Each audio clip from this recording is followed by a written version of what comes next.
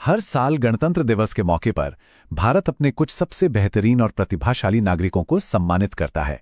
तो आज हम बात करने वाले हैं 2026 के पद्म पुरस्कारों की और ये समझने की कोशिश करेंगे कि इस साल की ये लिस्ट हमें देश के बारे में क्या बताती है। हम इस साल के अवार्ड्स का एक बड़ा ओवरव्यू लेंगे, फिर एक एक करके पद्म विभूषण, पद्म भूषण और पद्मश्री के विजेताओं को जानेंगे। इसके बाद हम कुछ दिलचस्प आंकड़ों पर भी नजर डालेंगे और ये समझेंगे कि ये सम्मान भारत की कहानी के लिए क्या मायने रखते हैं। तो जैसा कि हर साल होता है, गणतंत्र दिवस से ठीक पहले पद्म पुरस्कारों की घोषणा हो चुकी है।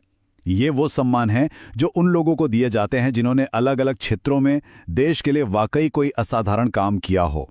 इस साल कुल 131 यानी 131 लोगों को उनके शानदार काम के लिए सम्मानित किया जा रहा है।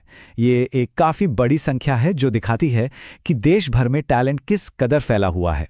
तो सवाल ये है कि ये 131 पुरस्कार बटे कैसे हैं। देखिए, पद्म पुरस्कारों की 3 कैटेगरी होती हैं। सबसे ज़्यादा यानी 113 पद्मश्री पुरस्कार दिए गए हैं। उसके बाद आते हैं 13 पद्म भूषण और सबसे ऊपर शिखर पर हैं 5 पद्म विभूषण पुरस्कार। चलिए अब शुरू करते हैं सबसे बड़े और प्रतिष्ठित सम्मान पद्म विभूषण से। ये सम्मान असाधारण और विशिष्ट सेवा के लिए दिया जाता है और ये भारत का दूसरा सबसे बड़ा नागरिक सम्मान है। इस साल 5 बड़ी हस्तियों को ये सर्वोच्च सम्मान दिया जा रहा है और एक खास बात यह है कि इनमें से 3 सम्मान मरणोपरांत हैं। दिग्गज अभिनेता श्री धर्मेंद्र सिंह देओल, केरल के पूर्व मुख्यमंत्री श्री वीएस अच्युतानंदन और झारखंड के पूर्व मुख्यमंत्री श्री शिबू सोरेन। इनके अलावा कला के क्षेत्र में सुश्री एन राजम और सार्वजनिक मामलों में श्री केटी थॉमस को भी सम्मानित किया गया है। इसके बाद आता है पद्म भूषण, जो उच्च क्रम की विशिष्ट सेवा के लिए दिया जाता है। इस साल 13 लोगों को इस प्रतिष्ठित सम्मान के लिए चुना गया है।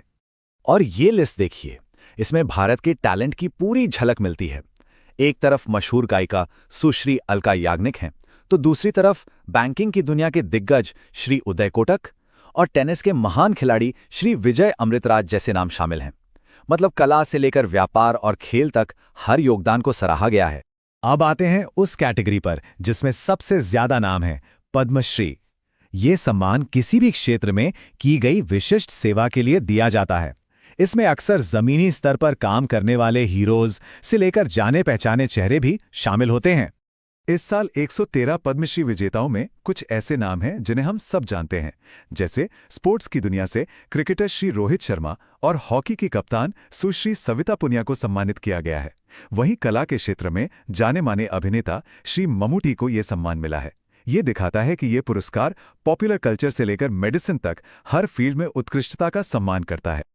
अच्छा, जब हमने कुछ बड़े नामों की बात कर ली है, तो चलिए थोड़ा पीछे हटते हैं और देखते हैं कि इस साल की लिस्ट के जो ओवरऑल आंकड़े हैं वो हमें क्या बताते हैं, क्योंकि कभी-कभी नंबर्स में भी एक गहरी कहानी छिपी होती है।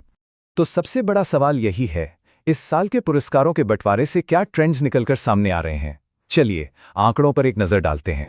अगर हम राज्यों के हिसाब से देखें तो महाराष्ट्र 15 पुरस्कारों के साथ सबसे आगे है।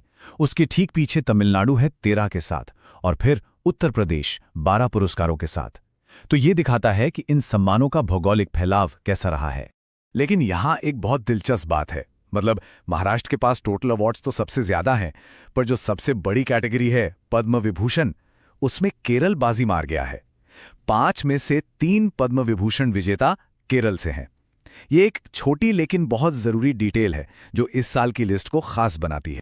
लिस्ट की कुछ और खास बातें देखें तो इस साल 19 महिलाओं को सम्मानित किया गया है और 16 पुरस्कार मरणोपरांत दिए गए हैं। और तो और 6 विदेशी नागरिक या एनआरआई भी इस लिस्ट में शामिल हैं, जिनमें से 3 अमेरिका से हैं, जो भारत के ग्लोबल प्रभाव को भी दिखाता है।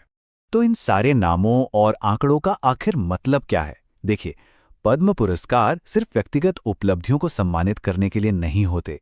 ये एक तरह से हमारे देश के मूल्यों का आईना है। तो अंत में ये पुरस्कार भारत के बारे में कौन सी कहानी कहते हैं? ये सिर्फ नामों की एक लिस्ट नहीं है। ये बताती है कि भारत अपनी कला, खेल, व्यापार और समाज सेवा को कितना महत्व देता है। ये दिखाता है कि देश न सिर्फ आज के हीरोज का सम्मान करता है, बल्कि उन लोगों की विरासत को भी सलाम करता है जो अब हमारे बीच नहीं हैं। तो सवाल ये है कि जब हम इन विजेताओं को देखते हैं तो हम भविष्य के भारत के लिए किन मूल्यों को सबसे महत्वपूर्ण मानते हैं।